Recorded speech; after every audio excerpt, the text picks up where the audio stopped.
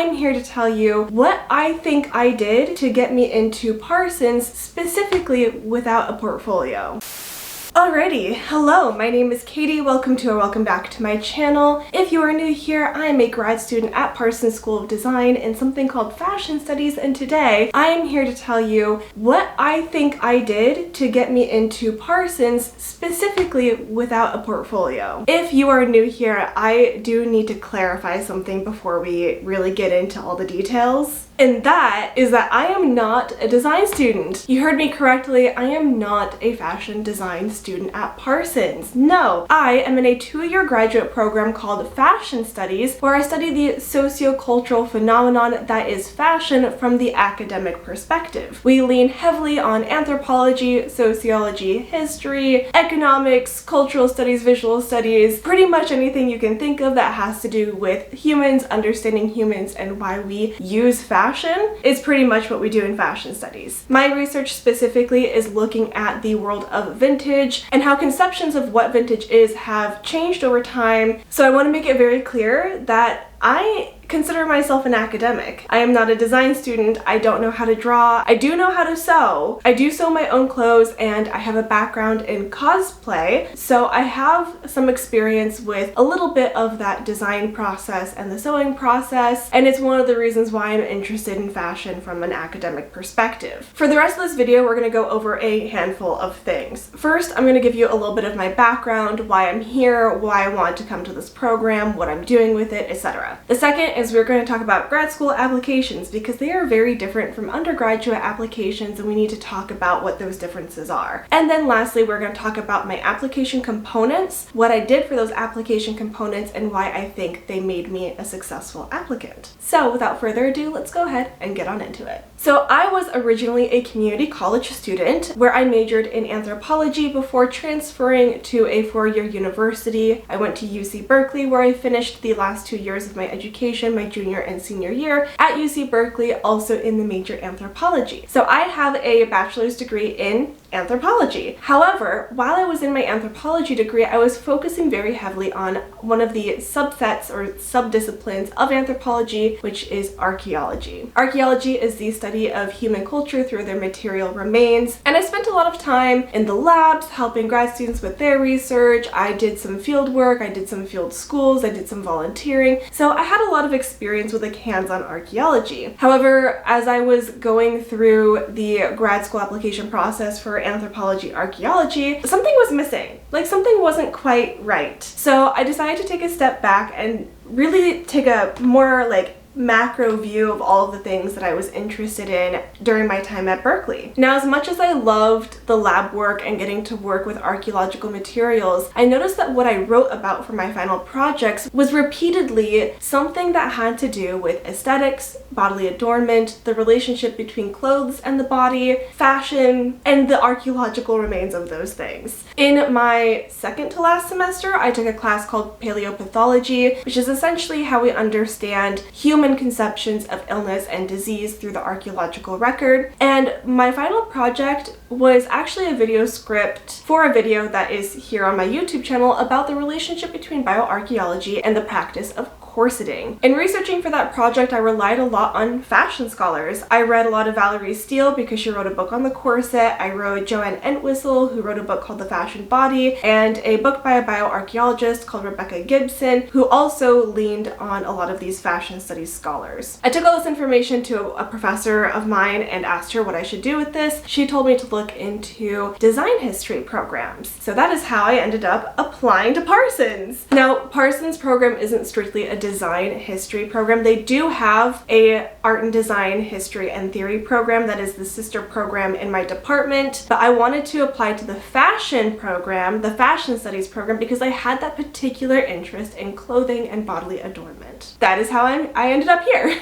Quick summary of all of that. I have a bachelor's degree in anthropology. I pivoted away from archaeology into studying fashion from a cultural anthropology perspective, and now I am here. So now that you have that context in mind, let's talk about the application materials and how I spoke about my background in anthropology in a way that illustrated I was capable of translating those skills that I had learned to studying something as specific and niche as fashion. The grad school application process is so much different from the undergraduate application process because in undergrad, what they're really looking for is the chance for you to illustrate who you are as a person so they can understand that the things you're interested in, your values, your character, your personality, etc., are generally a good fit for the university at large. So when I was applying to Berkeley as a transfer student, I really highlighted things like some of my strengths, how I express my creativity, some of my leadership skills, how I overcame really big obstacles. But in graduate school, some of those things are still applicable, but what is more important, your ability to demonstrate that you are capable of operating at a graduate school level, that you have a capacity for like learning and synthesizing information at this higher level, and that you have some idea of the direction you'd like to take for your research once you get into a research program. So with that in mind, let's talk about what is in the actual application for this graduate program at Parsons. First, you have a personal statement, which I believe was about 500 words, a statement of purpose, which was also 500 words, a written sample, my transcripts from undergraduate from Berkeley as well as community college, a resume or a CV, 2 letters of recommendation, and then there is an option to provide additional material. Starting with my stats. What did my numbers look like when I was applying to grad school? First of all, it's important that you know when you are applying to graduate programs what the requirements are for things like GPA. It's the same with applying as an undergraduate student, as a transfer student. You need to know that you are eligible to apply. I don't remember what the minimum GPA was for this program, but I did graduate from UC Berkeley with a 4.0. As for test scores, I have not taken a single standardized test since I graduated high school. I did not take any AP tests leaving high school. I did not take the SAT or the ACT because they weren't required for transfer students, and I happened to be in that group of people post-pandemic where schools are no longer asking for GREs. So Parsons just like didn't ask for them. I will say, however, if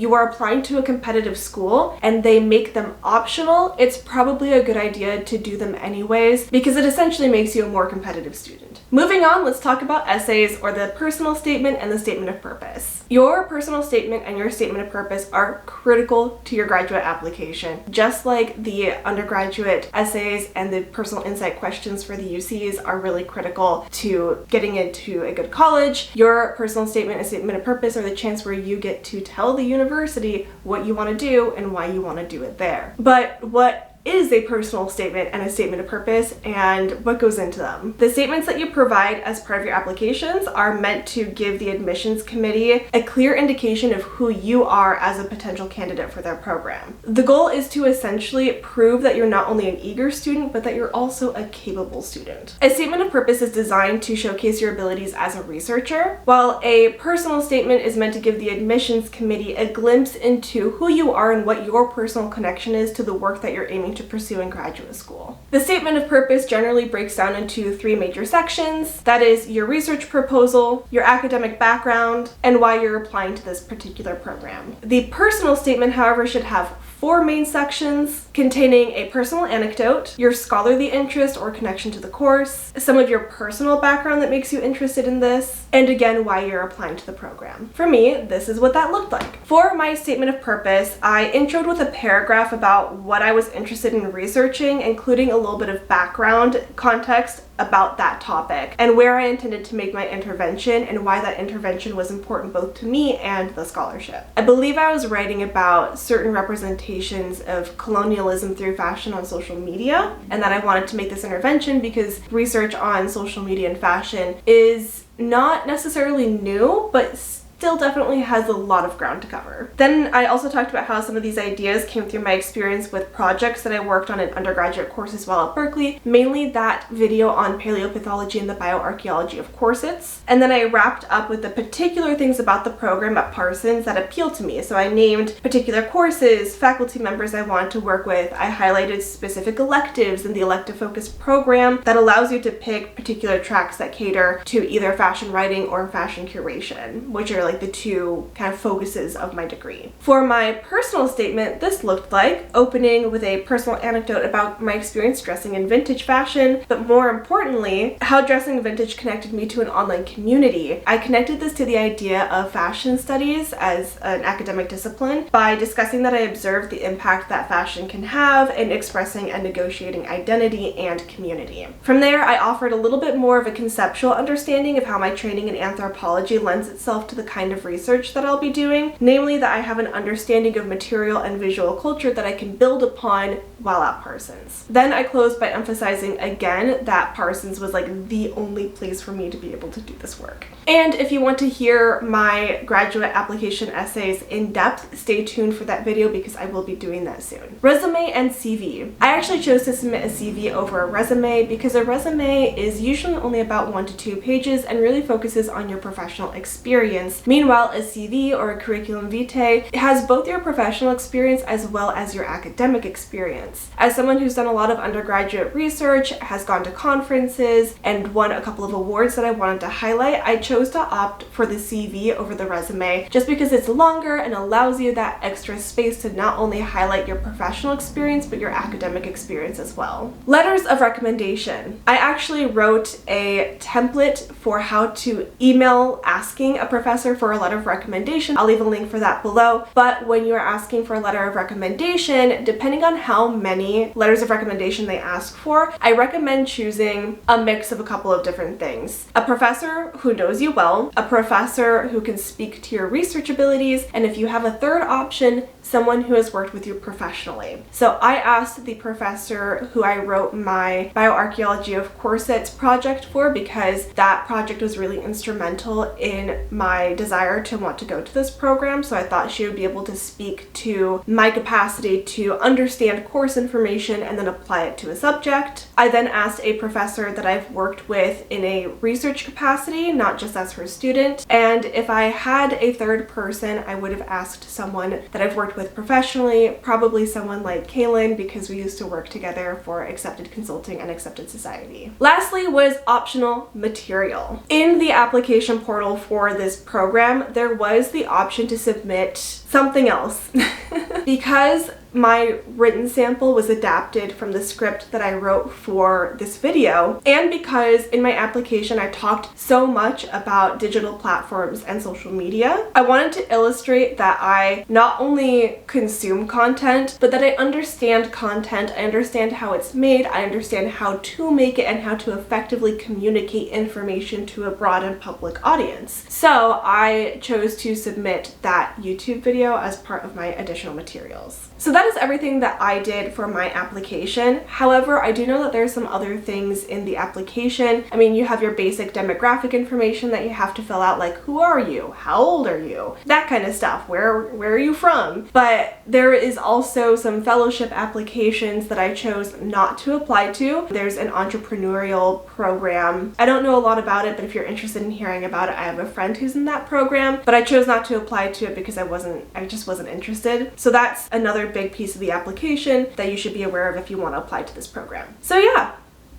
that's the overview of all of the things that I put into my application that I believe helped me get into Parsons. I think my essays were really effective because it illustrated that I already had like a little bit of background information and knowledge of the field and the discipline, that I've engaged with this material with my coursework in undergrad, and that I'm capable of illustrating how I'm going to take these skills I've learned in anthropology and apply them to research at Parsons. I was also very clear about the original research idea that I had going into it, even if it's not what I'm studying now, and I was able to show the admissions committee that I'd spent time learning about the program and the school by discussing different faculty, their research, and how my research will fit into what they do already. Additionally, I think that my background in anthropology is really helpful. We lean on anthropology a lot in fashion studies, but that's not to say that other majors can't get into this program. People in my cohort come from a variety of backgrounds, from philosophy to art history to psychology to political science to fashion merchandising. We have a really broad range of different backgrounds. So what's important isn't necessarily the background itself, but that you are able to tell the admissions committee how that background is going to help you essentially be successful in this program, and that you are capable of applying this unique perspective to the world of fashion studies. When it comes to CV and resume, like I said, I think it's effective that I submitted my CV instead of my resume because I had so much academic as well as professional experience, so I had the chance to highlight that. As for my written sample, I think the written sample is something that is often overlooked because of how worried people are about their actual application essays. But the written sample is also really important, and I think it's important to select a written sample strategically. I didn't choose just any old random essay that I wrote for college, but I picked one specifically where I was engaging with scholars from the fashion studies field. I was making a connection between my undergraduate education in anthropology and archaeology to fashion, and that's one of the things that I wrote about in my application. So there's like this synergy between all of my application materials. There's a recurring theme throughout all of them where I'm building this connection between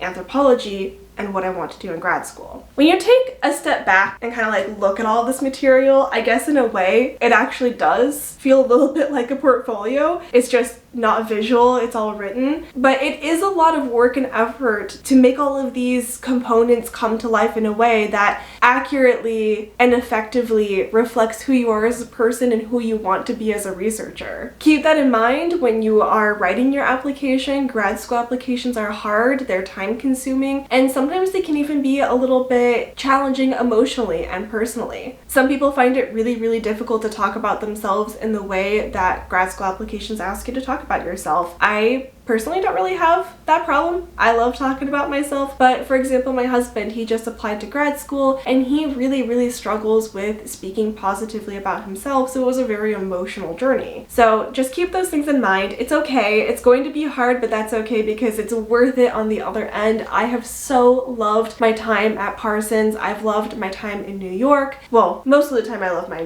time in New York. Depends on the day you ask me. That's beside the point. I really loved this program. I think the people are incredible, the faculty are amazing to learn from. Fashion studies is a newer field, but it's already so rich. There's so much, and there's so many different directions you can go in. Like, I know one person who's writing about their family photos, and I'm writing about vintage, and one person's writing about carnival, and another person's writing about secondhand in the Philippines. Like, there's a lot going on here, and I cannot say enough positive things about the program. Of course, the new school itself has its issues like any university, but I'm kind of getting off topic here. If you guys want to hear more about my actual experience in this program, maybe we can do a Q&A. Leave your questions in the comments. And yeah, I think that's pretty much it. Again, stay tuned to hear me read my graduate school application essays because that is coming soon. Thank you so much for watching. Again, leave me any questions you have about this program or the application process. I'm happy to answer them to the best of my ability. Don't forget to subscribe, and I'll see you guys in the next video.